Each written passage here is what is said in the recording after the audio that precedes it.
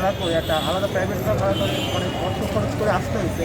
তো এখানে আমার টাকা অপচয়, তারপর আমি আসতে পারবো কিনা ঠিকভাবে একটা টেনশন, সব কিছু মিলে তারপরও ভিতরের পরিবেশ করতে হয়নি। আমি সময় হাতে রেখে বেরোছিলাম, রিক্সা বা 3 ঘন্টা পাই চলে আসছে। কিন্তু অনেকেই দেখা যাবে ঢাকার বাড়ি থেকে আসার কথা ছিল, পরিকল্পনা ছিল হয়তো আগের দিন আসবে, কারণ ঢাকায় থাকার কোনো জায়গা নেই। তো তাদের জন্য সাডেনলি যখন এই ধর্মঘটটা পড়ে যায়, সেটা ছিল খুবই বিব্রতকর পরিস্থিতি। আর এই সুযোগ সন্ধানী আমরা যারা আছি, আমরা এখন হচ্ছে গিয়ে উবার বা পাঠাও বা যে যেখানে আছে ভাড়া দ্বিগুণ তিনগুণ করে দিচ্ছি। তো আমাদের স্টুডেন্টদের জন্য এটা খুবই একটা রাহাজানিমূলক সিদ্ধান্ত ছিল।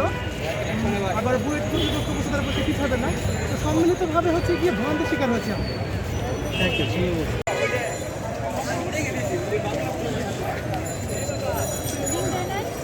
লাইন এবং সারি সুধা রেখে এক এক করে বেরো।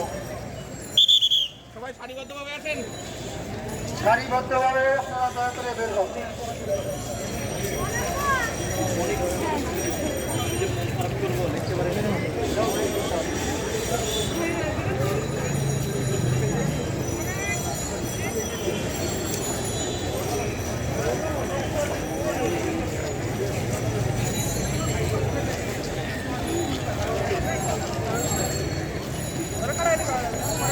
লাইন ঠিক রেখে সারিবদ্ধভাবে এক এক করে বের হন।